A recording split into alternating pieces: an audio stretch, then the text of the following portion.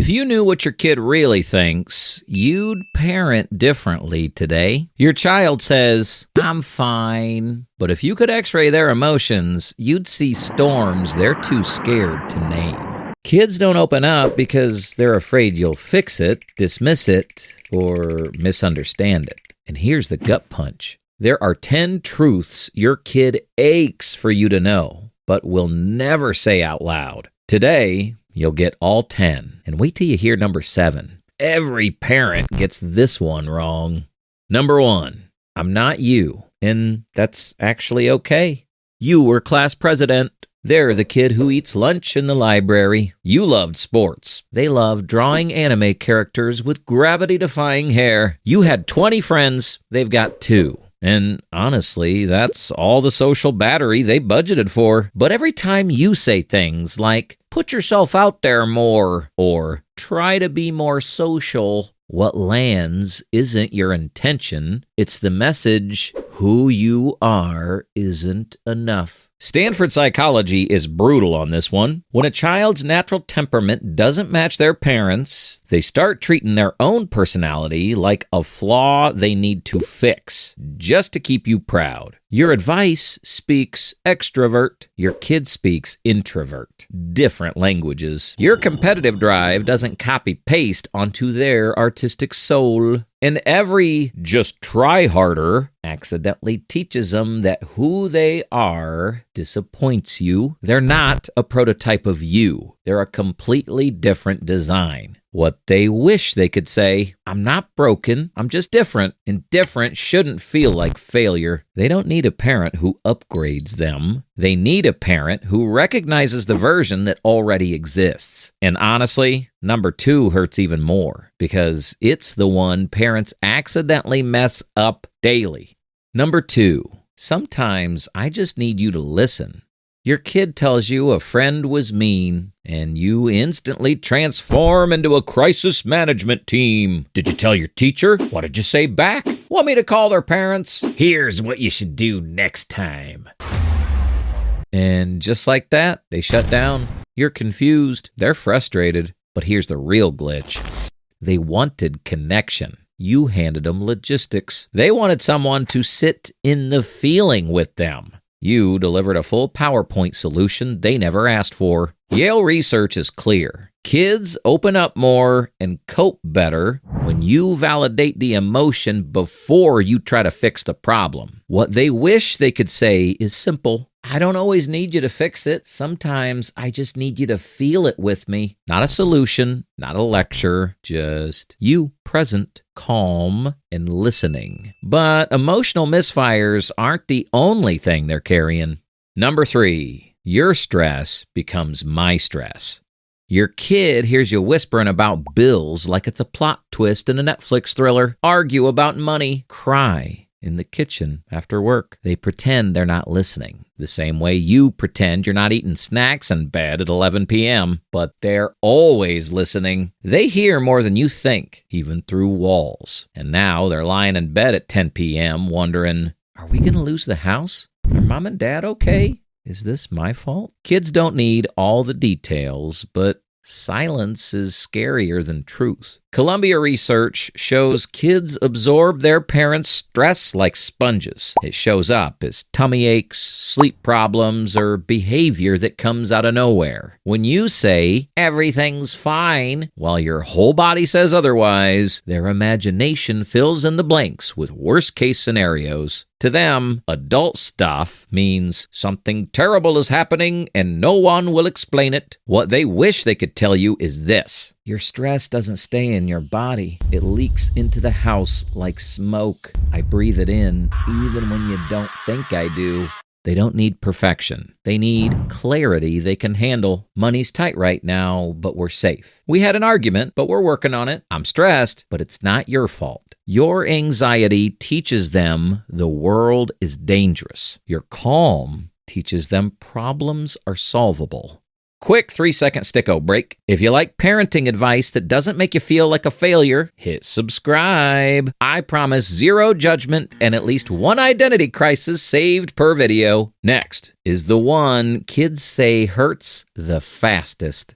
Number 4, your phone gets more attention than I do. Your kid's talking, you're scrolling. You say, but you didn't hear a single word. They notice every single time.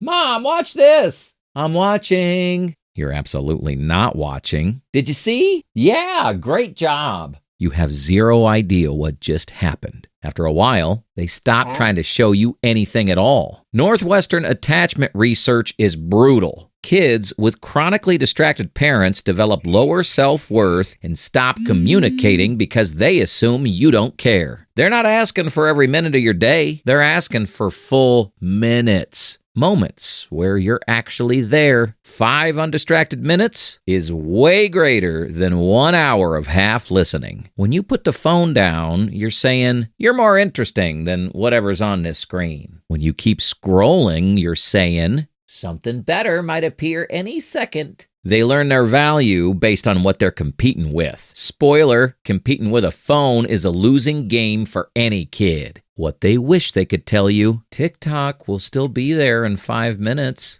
My story about the frog at recess won't. If you miss it, I'll stop telling you things. But the next one, it's the one that secretly rewrites their entire identity. Number 5, stop comparing me to my sibling. Why can't you be more like your sister? Your brother never struggled with math. When your sister was your age, she already... To them, your sibling comparison feels like you're scrolling the family catalog looking for a better model. A quiet way of saying, you're not the version of our child we wanted. Stanford research is clear. Kids who get compared to siblings end up with higher anxiety, lower self-esteem, and sibling relationships that stay strained into adulthood. They're not choosing to be the slow one, or the disorganized one, or the unathletic one. They're being themselves, and themselves isn't measuring up to the family leaderboard. What they actually hear when you compare them, you're failing at being the kid I wanted. Your sibling is the standard.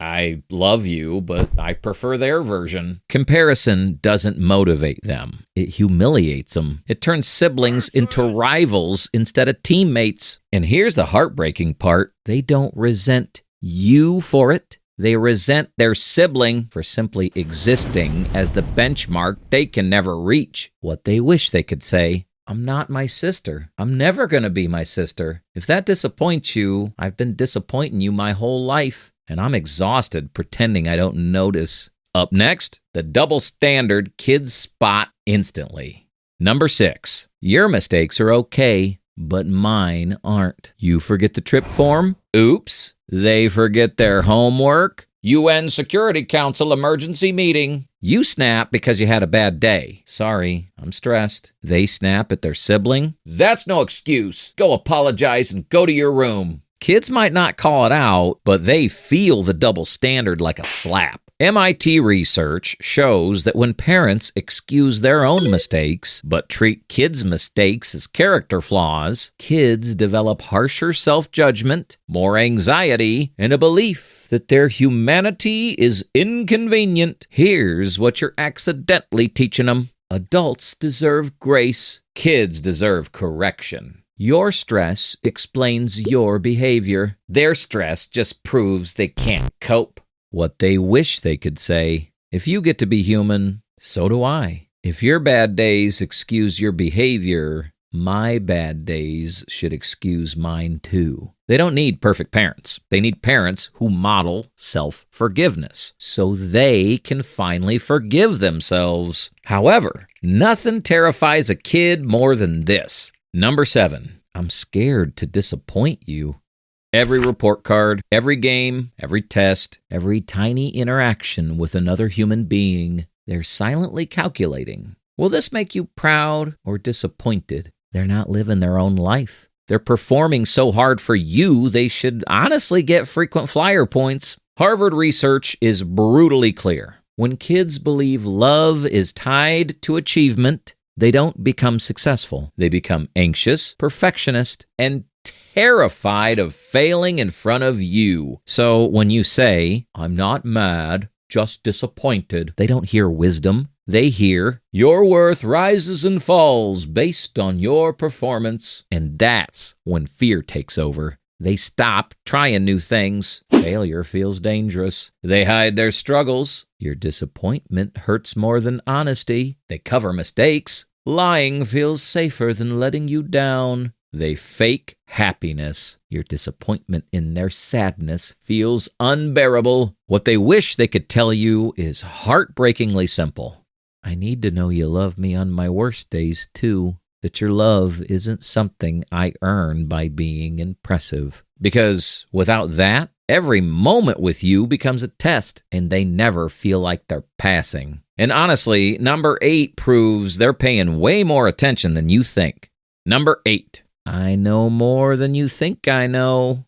You think they didn't notice the tension. They're sharper than you think. Kids pick up vibes like emotional bloodhounds. They heard you weeping in the kitchen. They saw Dad sleeping on the couch. They know Grandma's sick even though you said she's just tired. They know money's tight even though you keep saying we're fine. Columbia child psychology research is clear. Kids read emotional climates with scary accuracy, but they don't have the tools to make sense of what they feel. And here's the problem. Your silence doesn't protect them. It confuses them. They know something's wrong, but they don't know what. So their imagination fills the gaps with versions way worse than reality. What they wish they could tell you is simple. I can handle more truth than you think. What I can't handle is feeling danger in the air and having no idea why. Age-appropriate honesty doesn't scare kids. Mystery does. Coming up, the one that secretly shapes how they see themselves as adults.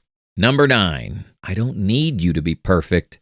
You hide your tears, your stress, your bad days. You think you're protecting them or modeling strength. But to a kid, it looks like this. Real humans don't struggle, so if I struggle, something's wrong with me. Yale research shows kids don't learn resilience from perfect parents. They learn it from parents who struggle, cope, and keep going. When you hide your feelings, they assume emotions are like vegetables, meant to be avoided. Emotions should be hidden. Asking for help is weakness. Problems equals failure. Everyone else has it together except me. What they wish they could tell you is simple. Show me how to be human. Not flawless, just real. To kids, you having no emotions is like a robot trying to raise a hamster. Your vulnerability doesn't make you less of a parent. It makes them feel less alone. And all of it leads to the one thing they will never say, but feel the deepest. Number 10. I just really, really love you. Every tantrum, every eye roll, every slammed door, every I hate you. None of it means what you think it means. Underneath the chaos is a kid who loves you so fiercely, it actually scares them. They're terrified of losing you, of disappointing you, of loving them less when they're messy, emotional, or impossible. Every meltdown is really a test. Will you still love me when I'm hardest to love? What they wish they could tell you, but don't have the words for. I'm mean to you because you're safe. You're the only person I trust won't leave. I need you even when I swear I don't. When I explode on you, I'm really asking, am I still safe here? When I say I hate you, I really mean I hate that I need you this much. I'm scared I'm not enough for you, that one day you'll realize I'm not the kid you hoped for. Your kid's love isn't quiet. It's clumsy, loud, confusing, and raw. But it's real, and it's yours. Even on the days they don't know how to show it.